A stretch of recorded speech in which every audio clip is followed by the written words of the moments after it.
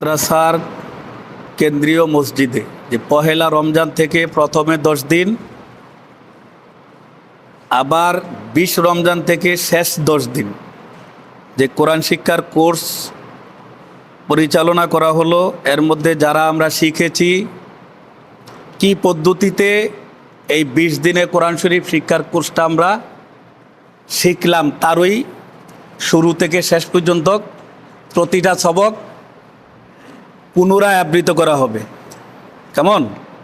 তা আমরা প্রথমে শিখেছি 29 হরফের বিশুদ্ধ নাম। 29 হরফের বিশুদ্ধ নাম কি করে শিখেছি তার কয়েকটা সবক পড়াইতেছি। হ্যাঁ, আলিফ, বা, তা, হা, জিম, হা, খ,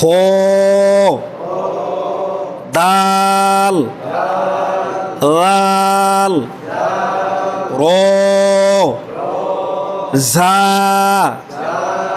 সিন, শিন, সদ, দদ, তো,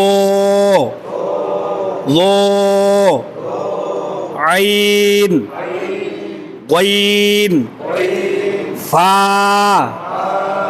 কফ, কাফ, লাম, মিম, নুন, ওয়াও, হা, হামজা, ইয়া।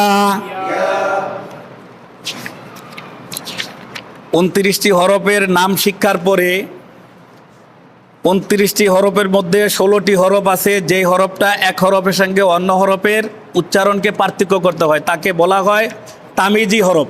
কেমন? কি বলা হয়? তামিজি হরফ। বলুন তো,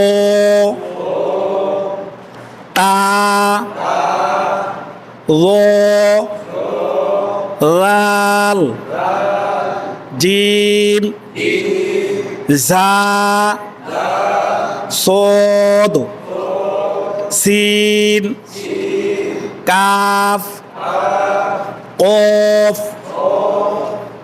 হা, হা, হামজা, আইন, ইয়া, ওয়াও, ওয়াও, ওয়াও।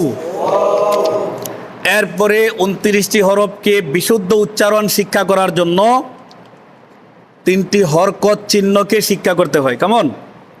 সেই হরকত চিহ্নগুলো আমরা কিভাবে শিখলাম? আমরা বলেছিলাম হরফের উপরে কোনাকুনি চিহ্নটির নাম জবর, জবর, জবর। হরফের নিচে কোনাকুনি চিহ্নটির নাম জের, জের, জের। উপরে এক মাথা, গোল তার নাম পেশ, গোল তার নাম পেশ।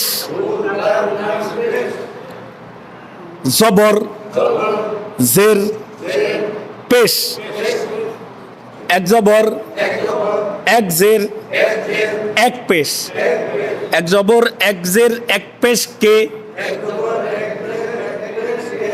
হরকত বলে। হরকতের উচ্চারণ তাড়াতাড়ি করিয়া পড়িতে হইবে।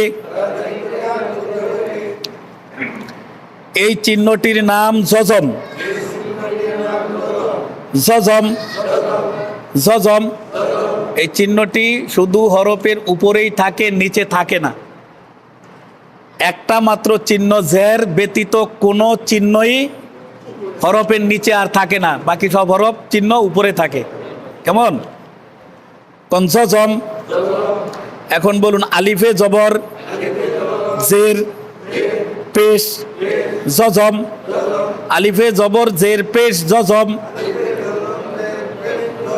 থাকলে হামজার উচ্চারণ হইবে। উচ্চারণ স্থানকে মাখরাজ বলে। আরবি হরফ 29টি, মাখ রাজ 17টি, মাখ রাজ 17টি। 1 নম্বর মাখরাজ হলকের শুরু থেকে হামজা হা, হরফের নাম হামজা, হরকতের নাম জবর।